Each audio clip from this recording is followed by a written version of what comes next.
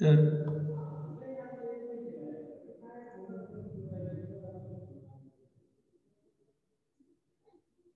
या ठिकाणी Charles law काय स्टेट करतो, if unit mass of a gas is maintain at constant pressure, म्हणजे या ठिकाणी आपल्याला प्रेशर काय ठेवायचं आहे, कॉन्स्टंट ठेवायचं आहे.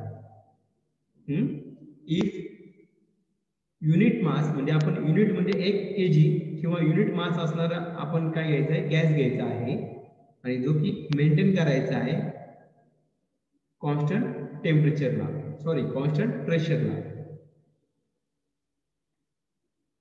ओके, जर आपण तो कॉन्स्टंट प्रेशरला जर मेंटेन केला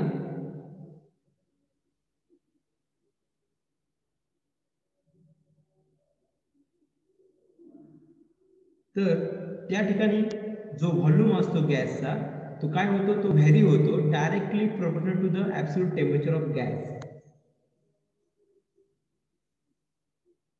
समजते, म्हणजे जो व्हॉल्यूम जो चेंज होणार आहे तो वाढेल किंवा कमी होईल, मग त्याचं जे व्हॅरिएशन असणार व्हॉल्यूमचं, तर तो कसा व्हॉल्यूम व्हॅरी होईल, तो डायरेक्टली प्रोपोर्शनल, म्हणजे जो ॲब्सोल्यूट टेम्परेचर आहे गॅसचं त्या ॲब्सोल्यूट टेम्परेचरची तो डायरेक्टली प्रोपोर्शनल असेल.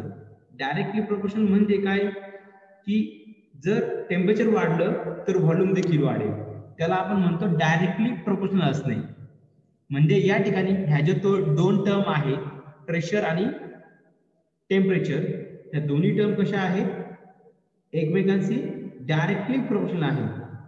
डायरेक्टली प्रोपोर्शनल म्हणजे काय, की जो जर एखादा वाढत असेल एखादी क्वांटिटी तर दुसरी क्वांटिटी देखील काय होईल, वाढेल. जर एखादी क्वांटिटी कमी झाली तर दुसरी क्वांटिटी सुद्धा कमी होईल. म्हणजे त्यांचं जे चेंज होण्यामध्ये सारखेपणा आहे. सारखेपणा म्हणजे काय, एखादी गोष्ट जर टेम्परेचर वाढतंय तर व्हॉल्यूम देखील वाढेल, जर टेम्परेचर कमी होतंय तर व्हॉल्यूम देखील कमी होईल. म्हणजे त्या दोघांची जी चेंज होण्याची जी पद्धत आहे ती कशी आहे, सारखी आहे. म्हणजे त्यांची जी पद्धत आहे चेंज होण्याची ती कशी आहे, तर सारखी आहे.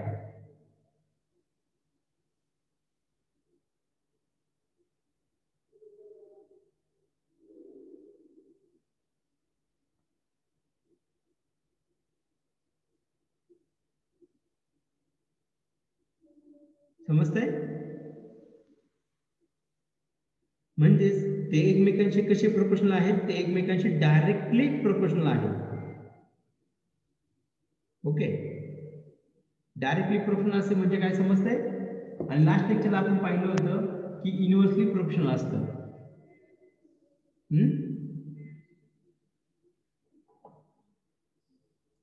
एकमेकांना इन्व्हर्सली प्रोपोर्शनल काय असतं ते देखील मी तुम्हाला सांगितलं होतं की डायरेक्टली प्रोपोर्शनल असणे म्हणजे काय, की दोन्ही गोष्टी सारख्याच पद्धतीने त्यांची वाढ होईल किंवा सारख्याच पद्धतीने त्यांची व्हॅल्यू कमी होईल. समजतंय, म्हणजे त्याला आपण म्हणतो डायरेक्टली प्रोपोर्शनल असणे. आणि इन्व्हर्सली प्रोपोर्शनल लास्ट लेक्चरला आपण घेतलं होतं इन्व्हर्सली प्रोपोर्शनल. या ठिकाणी पहा, इन्व्हर्सली म्हणजे उलट्या पद्धतीने त्याची वाढ होती. इन्व्हर्सली प्रोपोर्शनल असणे म्हणजे काय, म्हणजे त्या दोघांची जी वाढ किंवा कमी जास्त होण्याचं जो प्रमाण आहे ते उलट्या पद्धतीचं असेल. उलट्या पद्धतीचं म्हणजे काय, एखादी गोष्ट वाढत असेल तर त्याचं दुसरी टर्म किंवा दुसरी क्वांटिटी काय होते, कमी होते. म्हणजे ते उलट्या पद्धतीने त्याच्यात चेंजेस होत असतात. म्हणजे एकमेकांच्या उलट त्या ठिकाणी घडत असते. समजतंय, त्याला आपण म्हणतो इन्व्हर्सली प्रोपोर्शनल असणे. आणि डायरेक्टली प्रोपोर्शनल असणे म्हणजे काय, की दोघं पण सेम पद्धतीने सारख्या पद्धतीनेच त्याच्यामध्ये बदल घडणार आहे, म्हणजे चेंजेस होणार आहे.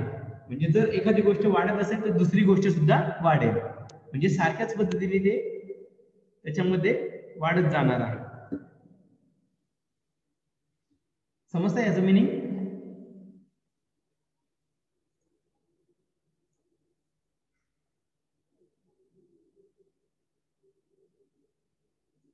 ओके, त्यानंतर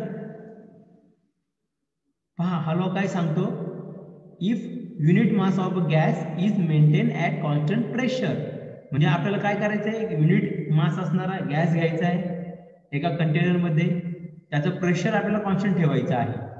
त्याचा प्रेशर जर आपण कॉन्स्टंट ठेवला, त्या ठिकाणी कॉन्स्टंट ठेवला म्हणजे त्याची जी काही व्हॅल्यू आहे ती व्हॅल्यू त्या गॅसमध्ये प्रोसेस घडत असताना ती आपल्याला कशी ठेवायची आहे, एक स्थिर ठेवायची आहे. स्थिर म्हणजे ती जर व्हॅल्यू जर सुरुवातीला 1 असेल तर ती प्रोसेस घडताना देखील ती एकच ॲटमॉस्फेरिक प्रेशर राहील, आणि प्रोसेस घडून झाली म्हणजे फायनली त्या गॅसचा प्रेशर सुद्धा एकच राहील.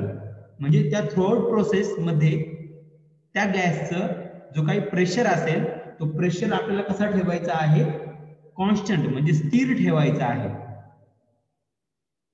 समजतंय? मग अशा वेळेस जर आपण एखादा गॅसचा प्रेशर हा जर आपण कॉन्स्टंट म्हणजे स्थिर जर ठेवला, तर त्यावेळेस त्या प्रेशरचा जो व्हॉल्यूम असतो, त्या गॅसचा जो व्हॉल्यूम असतो, तो व्हॉल्यूम हा त्याच्यामधला जो बदल असेल त्या व्हॉल्यूमचा, तो बदल कसा असेल, जे ऍब्सोल्यूट टेम्परेचर आहे गॅसचं त्याच्या समप्रमाणात असेल. समप्रमाणात म्हणजे डायरेक्टली प्रोपोर्शनल असेल. समजतंय? समप्रमाणात म्हणजे सारख्या पद्धतीने तो बदल घडणार आहे. म्हणजे जर ऍब्सोल्यूट टेम्परेचर वाढलं तर त्याचा व्हॉल्यूम देखील त्या गॅसचा वाढेल.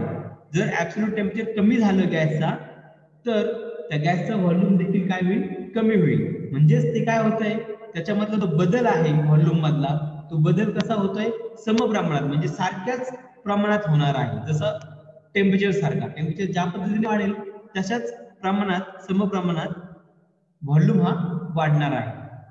म्हणजेच आपण त्याला म्हणतो की व्हॉल्यूम हा डायरेक्टली प्रोपोर्शनल असेल ऍब्सोल्यूट टेम्परेचरच्या. ओके, समजलं हे तुम्हाला? व्हॉल्यूम काय असेल गॅसचा, हा डायरेक्टली व्हॅरी होणार आहे, डायरेक्टली प्रोपोर्शनली व्हॅरी होणार आहे, आणि तो डायरेक्टली प्रोपोर्शनल कशाशी असणार आहे, ऍब्सोल्यूट टेम्परेचरच्या. ओके, ह्याचं वाटलं तर मी तुम्हाला व्हिडिओनी देखील ह्याचं तुम्हाला एक्सप्लेन करून सांगतो.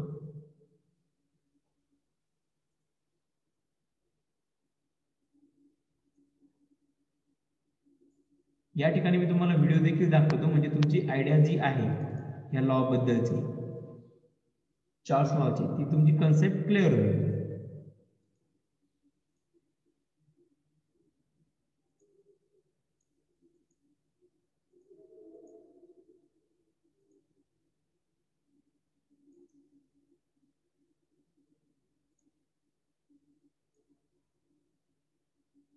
ओके, दिसतंय या ठिकाणी?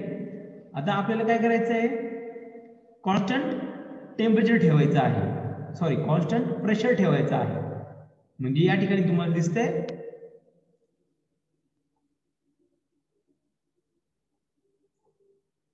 या ठिकाणी,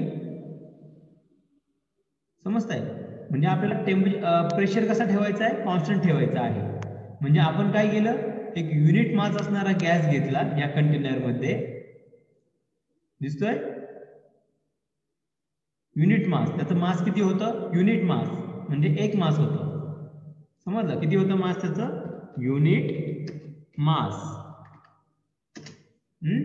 युनिट मास असणारा आपण गॅस घेतला त्या कंटेनर मध्ये, आणि कंटेनर म्हणजे आपण त्याला काय म्हणू शकतो, सिलेंडर. म्हणजे या ठिकाणी पिस्टन अँड सिलेंडर अरेंजमेंट आपण या ठिकाणी घेतलेली आहे.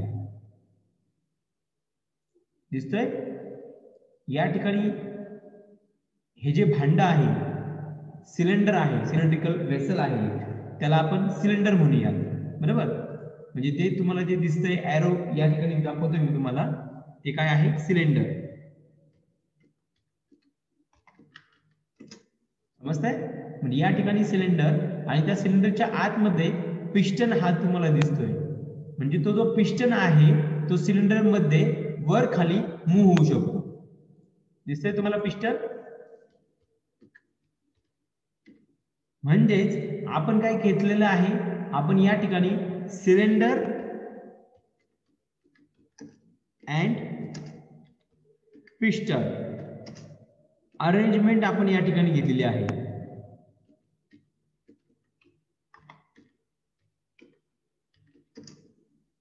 पिस्टन अँड सिलेंडर अरेंजमेंट आपण या ठिकाणी कन्सिडर केलेली आहे.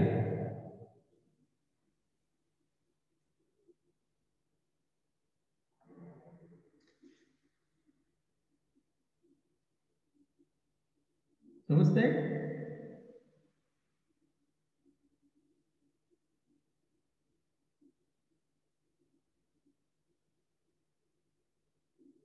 ओके, या ठिकाणी पिस्टन आणि सिलेंडर अरेंजमेंट आपण या ठिकाणी घेतलेली आहे. ओके, पिस्टन आणि सिलेंडर अरेंजमेंट. मग ही जी पिस्टन आणि सिलेंडर अरेंजमेंट आहे आणि या ठिकाणी आपली ही ते जी सिस्टीम तुम्हाला दिसतीये, त्या सिस्टीमच्या आतमध्ये जो गॅस असेल तो गॅस किती असेल? युनिट मास असेल. किती असेल तो? युनिट मास. समजतंय? किती असेल तो? युनिट मास. म्हणजे युनिट मास असणारा आपण गॅस घेतला या सिलेंडर मध्ये आणि आता आपल्याला हा जो मास आहे या ठिकाणचा जो गॅस आहे, युनिट मास असणारा जो गॅस आहे, त्या गॅसचा प्रेशर हा कॉन्स्टंट ठेवायचा आहे. म्हणजे या ठिकाणी आपल्याला काय करायचं आहे? जो प्रेशर आहे, pressure of unit mass of gas, pressure जो आहे तो काय करायचा आहे? मेंटेन करायचा आहे. Pressure maintain constant. समजतंय? या गॅसचा जो प्रेशर आहे तो आपल्याला कॉन्स्टंट मेंटेन करायचा आहे. समजतंय? म्हणजे या ठिकाणचा जो प्रेशर दिसतोय तुम्हाला, तो प्रेशर किती आहे? 1 ॲटमॉस्फिअरिक प्रेशर आहे. दिसतोय या ठिकाणी इंडिकेटर? दिसतंय का या ठिकाणी इंडिकेटर दाखवतोय की त्या ठिकाणचा प्रेशर किती आहे? 1 ॲटमॉस्फिअरिक प्रेशर. आणि जो काय आहे? कॉन्स्टंट आहे. जो काय आहे? कॉन्स्टंट आहे. म्हणजे जो बदलत नाही, जो प्रोसेस घडत असताना चेंज होणार नाही. ओके, समजतंय? म्हणजे आपण कोणता लॉ स्टडी करतोय? Charles law. Charles law.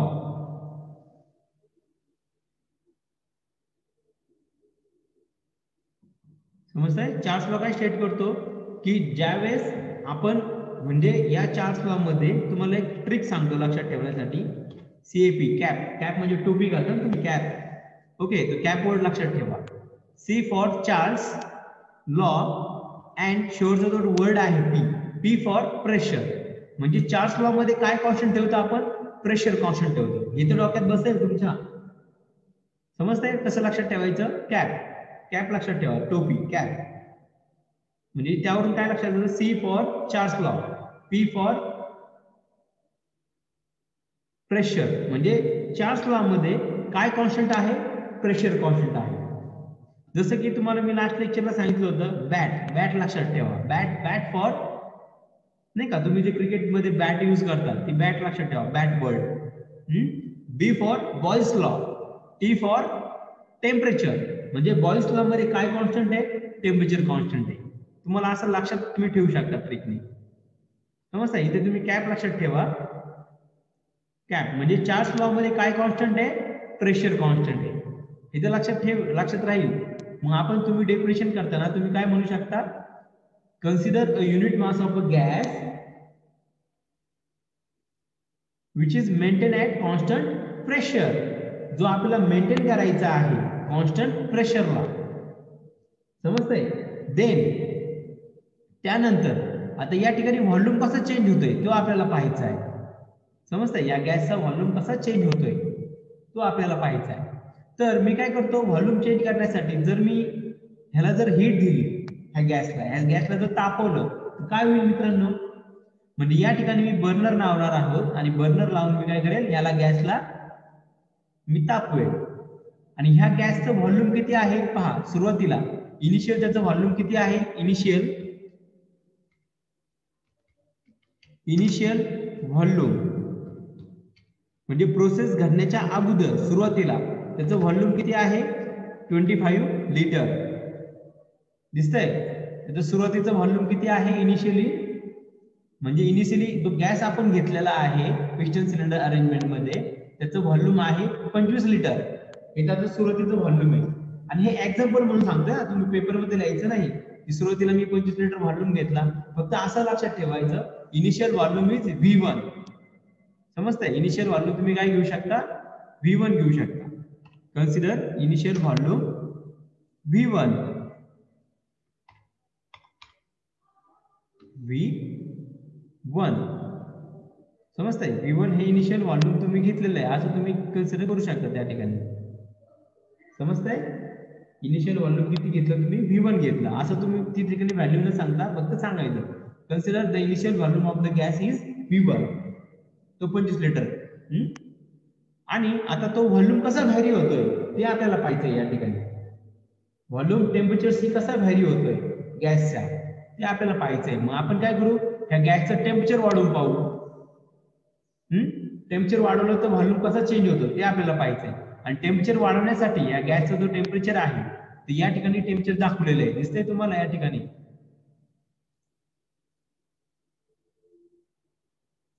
दिसतंय का या ठिकाणी टेम्परेचर? या ठिकाणी ह्या ज्या लाईन्स इंडिकेट करतात ते टेम्परेचर शो करतात. त्या लाईन्स जर वाढल्या तर त्याचा अर्थ झाला की त्याचं टेम्परेचर वाढलेलं आहे.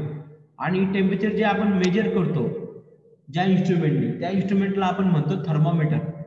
म्हणजे या ठिकाणी थर्मोमीटर लावलेला आहे त्या गॅसच्या आतमध्ये. तो थर्मोमीटर या ठिकाणी इंडिकेट करणार आहे टेम्परेचर किती आहे ते. समजतंय? ह्या ज्या या ठिकाणच्या ज्या लाईन्स आहेत त्या लाईन्स जर वाढत गेल्या तर त्याचा अर्थ होतो की त्याचं टेम्परेचर हे वाढत गेलेलं आहे. त्या लाईन्स जर कमी झाल्या त्याचा अर्थ होतो की तो गॅस काय होतोय? थंड होतोय, म्हणजे त्याचं टेम्परेचर कमी होत आहे. हे समजतंय?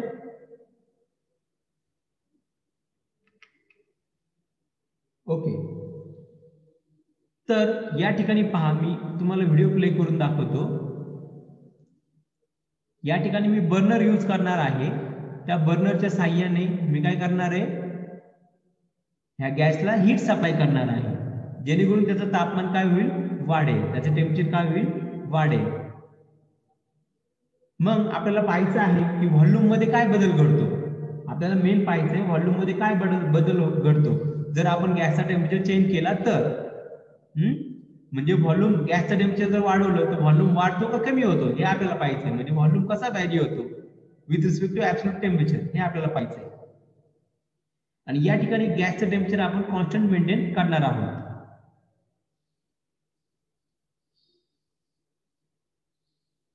ओके. या ठिकाणी तुम्हाला गॅस दिसतोय, गॅस मधले मॉलिक्यूल इकडे तिकडे जात आहेत. या ठिकाणी बर्नर आहे, त्या बर्नरच्या सहाय्याने आपण हीट सप्लाय केलेली आहे. आणि हीट सप्लाय केल्यामुळे काय होतं या ठिकाणी पहा, टेम्परेचर तर वाढलं. सुरुवातीला टेम्परेचर कमी होतं, त्यानंतर टेम्परेचर काय झालं? वाढलं. इथं लाईन्स बघा वाढल्या. आणि प्रेशर काय आहे पहा, तो 1 ऍटमॉस्फेरिकच होता. समजतंय? परत एकदा पहा.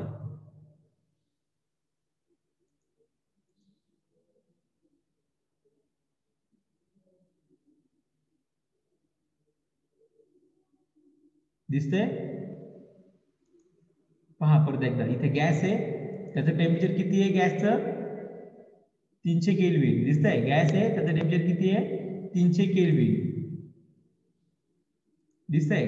इथे आपण बर्नर लावला, बर्नर किंवा एक गॅस वगैरे त्याच्यावरती आपण एक गॅस वगैरे आपण त्या ठिकाणी जाळला, बर्न केल्यामुळे इथे हीट तयार झाली. हीट कोणाला मिळाली? त्या गॅसला मिळाली. समजतंय? हीट कोणाला मिळाली? त्या गॅसला. आणि ह्याचं जे टेम्परेचर होतं सुरुवातीला टेम्परेचर किती होतं? 300 केल्विन. फायनली ते टेम्परेचर काय होईल? बदललं आणि ते किती होतं? 600 केल्विन. आता या ठिकाणी घडतंय काय की जर आपण याला हीट जर सप्लाय केली ह्या गॅसला, तर जनरली तुम्हाला माहिती आहे कोणत्याही वस्तूला आपण जर हीट जर उष्णता जर दिली तर ती वस्तू काय होते? प्रसरण पावते का नाही? प्रसरण पावते म्हणजे ती एक्सपांड होते. एक्सपांड होते म्हणजे त्याचं व्हॉल्यूम काय होतं? वाढतं. हे तर जनरली तुम्हाला माहितीच आहे सर्वांना. या 8वी 9वी 10वी पर्यंत देखील झालेलं आहे. म्हणजे एखादी वस्तू, त्याला जर गॅस असेल किंवा कोणतेही पदार्थ असेल, त्याला जर आपण उष्णता दिली तर उष्णता दिल्यामुळे त्या पदार्थाचं काय होतं? तो पदार्थ प्रसरण पावतो. म्हणजे त्या पदार्थाची साईज आणि शेप म्हणजे त्याचा व्हॉल्यूम काय होतो? तो वाढत जातो. जसं आपण त्याची टेम्परेचर वाढत जाईल तसं त्याची साईज काय होते? वाढत जाते. समजतं? हे एक बेसिक कन्सेप्ट आहे. म्हणजे या ठिकाणी जर गॅसला जर हीट दिली तर गॅस काय होईल, गॅसचं जे आकारमान आहे, त्याची जी जागा आहे, त्याचं जे व्हॉल्यूम आहे, ते काय होईल, गॅस काय होईल, एक्सपांड होईल आणि तो वाढत वाढत जाईल त्याला जर हीट सप्लाय दिली तर. म्हणजे हीट सप्लाय केल्यामुळे तो गॅस तर गरम होईलच आणि गरम झाल्यामुळे त्याचं टेम्परेचर काय होईल, वाढेल. समजतंय? त्या गॅसला जर आपण हीट एनर्जी सप्लाय केली, उष्णता दिली, तर तो गॅस काय होईल, तापेल किंवा गरम होईल. म्हणजेच त्याचं टेम्परेचर काय झालं, वाढलं. म्हणजे या ठिकाणी गॅसला हीट दिल्यामुळे त्याचं टेम्परेचर काय होतं, इन्क्रीज होतं. हे तर तुम्हाला समजलं. आता टेम्परेचर जर इन्क्रीज झालं त्या गॅसचं, त्याचं तापमान जर वाढलं तर तो गॅस काय होतो, तो एक्सपांड होतो. एक्सपांड होतो म्हणजे प्रसरण पावतो.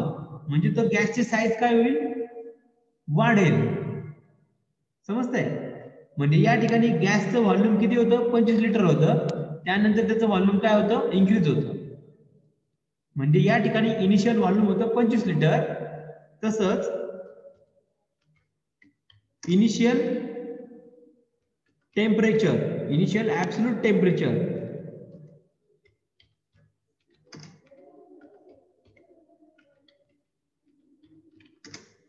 किती होतं, ते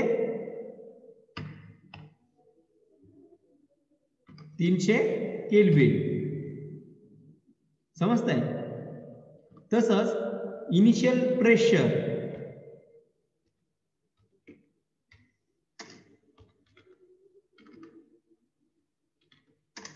सपोज इनिशियल प्रेशर किती आहे, P1 असेल सपोज, तो किती होता, 1 ऍटमॉस्फेरिक प्रेशर.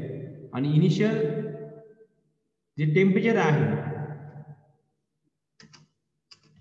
ते किती होतं, 300 केल्विन. ते आपण कन्सिडर करूया. या ठिकाणी इनिशियल टेम्परेचर होतं T1. किती होतं, T1 ते किती आहे, 300 केल्विन. इनिशियल प्रेशर होता P1. समजताय? इनिशियल प्रेशर है P1, इनिशियल टेम्परेचर है T1, इनिशियल वॉल्यूम है V1. दिसतंय, इनिशियल वॉल्यूम है V1. हे सर्व इनिशियल व्हॅल्यू या ठिकाणी व्हॅल्यू दिलेला आहे. आणि या ठिकाणी ज्यावेळेस आपण हीट सप्लाय करतो ह्या गॅसला, हीट सप्लाय केल्यामुळे त्या गॅसचं काय होतं, प्रसरण पावतं. प्रसरण पावल्यामुळे त्याचं इथं पिस्टन काय होईल, वरती वरती जाईल. म्हणजे हा जो गॅस आहे, हे गॅस मधलं जो काही प्रेशर आहे तो 1 ऍटमॉस्फेरिक प्रेशर होता. मग तो प्रेशर आणि हा जो पिस्टन आहे त्याचं वजन, म्हणजे पिस्टनचे जे वजन आहे खालच्या डायरेक्शनने ऍक्ट होईल. पहा, या ठिकाणी तुम्हाला मी समजून सांगतो.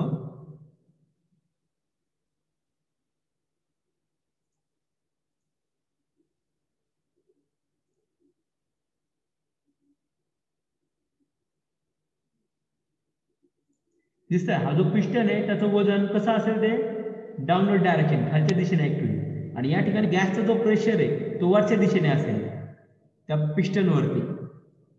समजताय? म्हणजे ज्यावेळेस हे दोन्ही बॅलन्स होतील, बॅलन्स म्हणजे काय, गॅसचा प्रेशर आणि या पिस्टनचं वजन ज्यावेळेस हे सारखं होतील, म्हणजे गॅस मधला प्रेशर फोर्स आणि त्या पिस्टनचं जे काही वेट आहे, जो वजनाचा जो फोर्स आहे, ते ज्यावेळेस दोन्ही फोर्स हे बॅलन्स होतील त्यावेळेस तो काय होईल, इथे बरोबर मध्यभागी तो पिस्टन त्या ठिकाणी बॅलन्स होईल, त्या ठिकाणीच राहील. तो वरती जाणार नाही, खाली जाणार नाही. समजतंय? पण जर मी हीट जर सप्लाय केली ह्या गॅसला जर हीट सप्लाय केली तर गॅस काय होतो, प्रसरण पावायला लागतो. प्रसरण पावल्यामुळे त्या गॅस काय होतोय, त्या गॅसचा प्रेशर काय होईल, थोडासा वाढण्याचा प्रयत्न करेल. पण आपल्याला तो गॅसचा प्रेशर कॉन्स्टंट मेंटेन करायचा आहे. मग तो गॅसचा प्रेशर कॉन्स्टंट मेंटेन होण्यासाठी तो काय करेल, ह्या पिस्टनला कुठे ढकलेल, वरती ढकलेल. समजतंय? म्हणजे पिस्टन काय होईल, वरती वरती जाईल. आणि वरती वरती गेल्यामुळे त्या ठिकाणचा प्रेशर काय होईल, कॉन्स्टंट मेंटेन होईल. समजतंय? या ठिकाणचा प्रेशर कसा कॉन्स्टंट मेंटेन होईल तो, कारण की जर त्या गॅसचा प्रेशर वाढला थोडा जरी, तो गॅस काय करेल, लगेच तो प्रेशर ह्या पिस्टनच्या वजनापेक्षा जास्त झाला तर तो गॅस काय करेल, पिस्टनला कुठे ढकलेल, वरती ढकलेल. आणि परत पिस्टनच्या वजना एवढाच काय होईल, त्या ठिकाणी प्रेशर तयार होईल गॅसमध्ये. म्हणजे पिस्टनचं वजन जे त्याचा बॅलन्स करण्यासाठी जो प्रेशर होता, तो प्रेशर किती होता, 1 ऍटमॉस्फेरिक प्रेशर होता. समजतंय? आणि जर 1 atmosphere जास्त जरी प्रेशर जायला लागला तो त्यामुळे तो गॅस काय करेल, पिस्टनला वरती ढकलेल.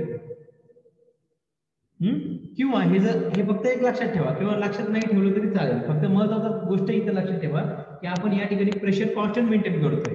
कॉन्स्टंट प्रेशर मेंटेन करत असताना गॅसला जर आपण हीट सप्लाय केली तर तो गॅस काय करेल, त्या पिस्टनला वरती ढकलेल. का वरती ढकलेल, तर गॅसचं काय होतं, प्रसरण पावतो तो गॅसचा व्हॉल्यूम काय होतो, इन्क्रीज होतो. समजतंय? म्हणजे या ठिकाणी काय समजतंय तुम्हाला की जर आपण हीट एनर्जी सप्लाय केली तर गॅसचं टेम्परेचर वाढेल, म्हणजे टेम्परेचर काय होईल, इन्क्रीज होईल. टेम्परेचर काय होईल, इन्क्रीज होईल.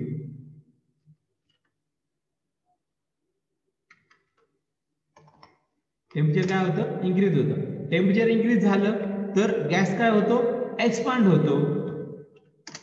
गॅस काय होतो, एक्सपांड होतो, म्हणजे गॅसचा व्हॉल्यूम पण काय होतो, इन्क्रीज होतो. समजतंय? हे लक्षात ठेवा. म्हणजे टेम्परेचर इन्क्रीज झालं तर व्हॉल्यूम पण इन्क्रीज होतं. मग व्हॉल्यूम कसा व्हॅरी होतो, व्हॉल्यूम हा डायरेक्टली प्रोपोर्शनली व्हॅरी होतो. समजतंय? या ठिकाणी पहा, परत एकदा व्हिडिओ दाखवतो तुम्हाला वाटलंच तर मी.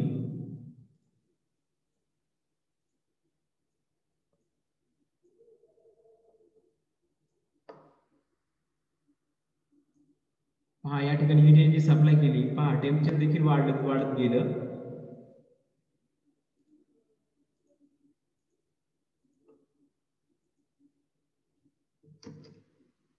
दिसतंय या ठिकाणी? परत एकदा पहा, या ठिकाणी टेम्परेचर हे वाढत गेलंय हीट सप्लाय केल्यामुळे. पहा, आणि व्हॉल्यूम तो पण वाढलाय. आणि 25 होता व्हॉल्यूम, फायनल किती झाला, दिसतंय? टेम्परेचर किती झालं आता, 600 केल्विन झालं. आणि व्हॉल्यूम किती झाला,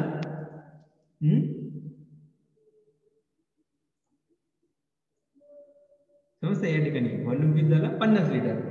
म्हणजे फायनली व्हॉल्यूम किती झाला, 50 लिटर. म्हणजे फायनल व्हॉल्यूम असेल V2 किती आहे, 50 लिटर. फायनल टेम्परेचर असेल T2 किती झालं, 600 केल्विन झालं. म्हणजे टेम्परेचर व्हॉल्यूम कसा व्हॅरी झाला, व्हॉल्यूम इन्क्रीज झाला तर टेम्परेचर सुद्धा इन्क्रीज झालेला असतं त्या ठिकाणी.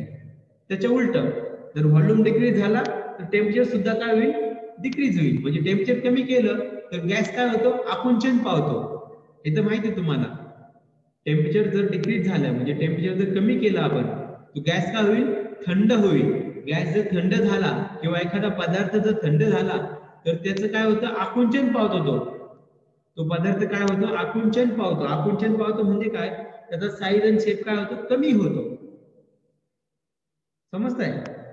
म्हणजे त्याला आपण म्हणतो आकुंचन पावणे. म्हणजे तापमान जर कमी झालं तर एखादा पदार्थ काय होतो, आकुंचन पावतो, म्हणजे त्याचं व्हॉल्यूम काय होतं, कमी होतं.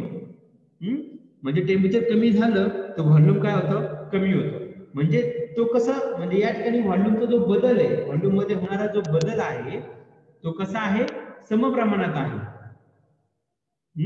त्यामुळे आपण पहा, या ठिकाणी काय म्हणलंय, volume is directly proportional to the temperature. म्हणजे व्हॉल्यूम जो व्हॅरी होणार आहे तो कसा व्हॅरी होतो, डायरेक्टली प्रोपोर्शनली व्हॅरी होतो. आणि तो कसा, कोणाच्या डायरेक्टली प्रोपोर्शनली व्हॅरी होतो, तर तो ऍब्सोल्यूट टेम्परेचरच्या जो बदल घडणार आहे त्याच्याशी तो कसा असतो, डायरेक्टली प्रोपोर्शनली त्याचा बदल घडतो. म्हणजे समप्रमाणातच त्याचा काय होतो, बदल घडत जातो.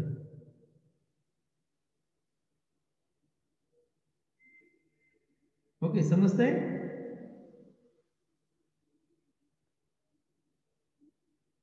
म्हणजेच आपण काय म्हणू शकतो, V is directly proportional to the temperature. आणि या ठिकाणी पहा, हा प्रोपोर्शनल सिम्बॉल आहे तो आपण काढून टाकलाय. त्याच्याऐवजी आपण त्या ठिकाणी कॉन्स्टंट घेतलेला आहे K. म्हणजे आपण काय घेतो, V is equal to K into T. आता या ठिकाणी V for volume, T for absolute temperature and K for constant. म्हणजे हे जे आहे त्याला आपण म्हणतो चार्ज लॉ. समजतंय? आणि ह्याच्या पुढे जर आपण T ला जो दुसऱ्या साईडला घेतलं तर आपण काय म्हणू शकतो, V upon T that is equal to constant. समजतंय? आपण काय म्हणू शकतो, V upon T that is equal to constant K.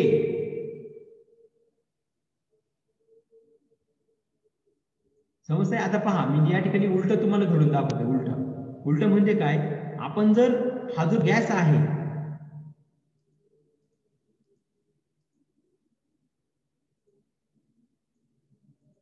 Okay, हा जो गॅस आहे त्या गॅसला जर आपण थंड केलं तर त्या ठिकाणी काय घडतंय.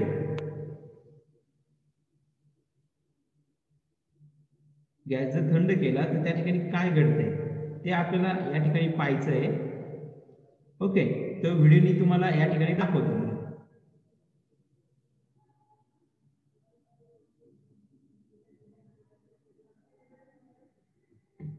ओके, पहा या ठिकाणी दिसतंय. सुरुवातीला सपोज त्याचं या ठिकाणी मी गॅस घेतलेला आहे. या ठिकाणी मी गॅस घेतलाय, त्याचं सुरुवातीचं इनिशियल. आता असं कन्सिडर करा की सुरुवातीला ह्या गॅसचं व्हॉल्यूम होतं V1, ते किती होतं 50 लिटर. समजतंय? सुरुवातीला ह्या व्हॉल्यूम किती होतं गॅसचं, समजतंय? आता असं कन्सिडर करा, सुरुवातीला व्हॉल्यूम होतं गॅसचं 50 लिटर आणि सुरुवातीला टेम्परेचर होतं 600 केल्विन. समजतंय? सुरुवातीला व्हॉल्यूम होतं 50 लिटर, व्हॉल्यूम होतं V1 50 लिटर, टेम्परेचर होतं T1 600 केल्विन, प्रेशर होता P1 1 ॲटमॉस्फेरिक प्रेशर. एवढा जर होता असं आपण सुरुवातीला जर कन्सिडर केलं तर या ठिकाणी जर मी हा जो गॅस आहे या गॅस मधलं जर टेम्परेचर त्याला मी थंड केलं म्हणजे त्याची हीट जी आहे गॅस मधली ती हीट जर बाहेर गेली, समजतंय? त्याला थंड केलं म्हणजे त्या गॅस मधली हीट मला काय करायची आहे, बाहेर काढायची आहे. समजतंय? तर त्यावेळेस होतं काय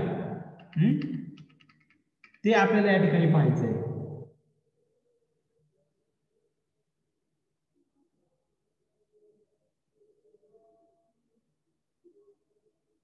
ओके,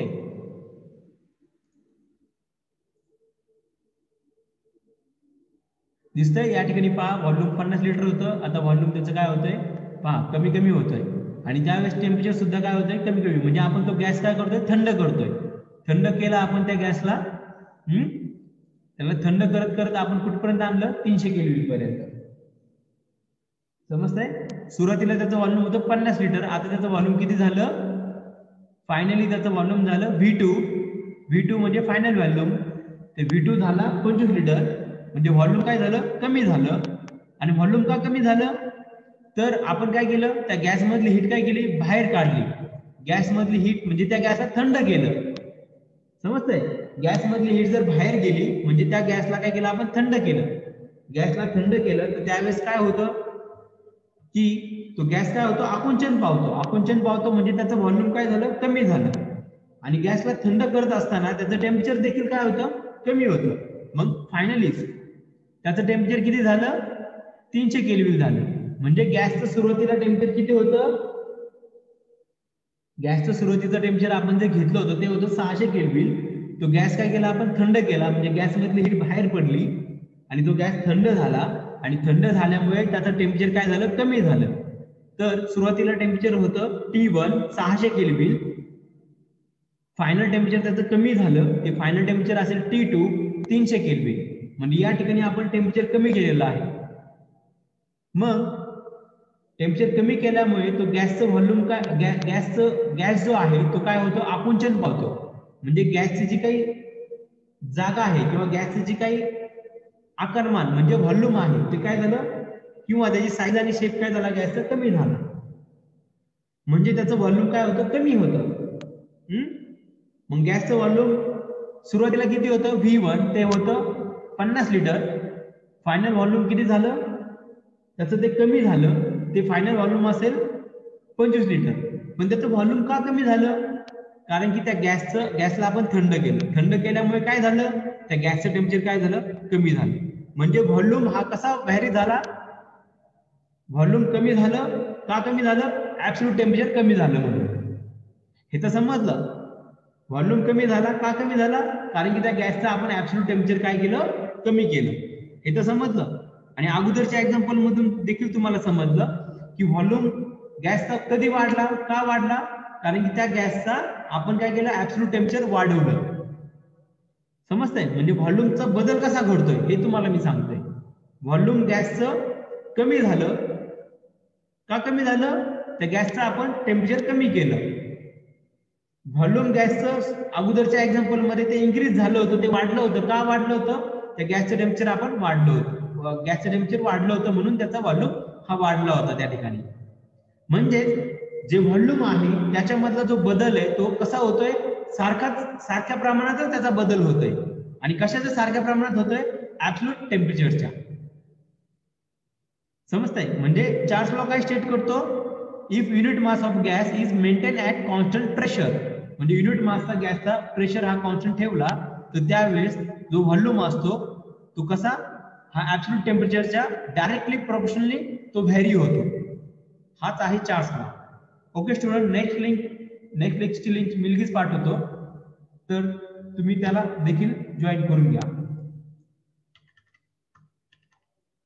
ओके, नेक्स्ट लिंक मी लगेच पाठवतो तुम्हाला.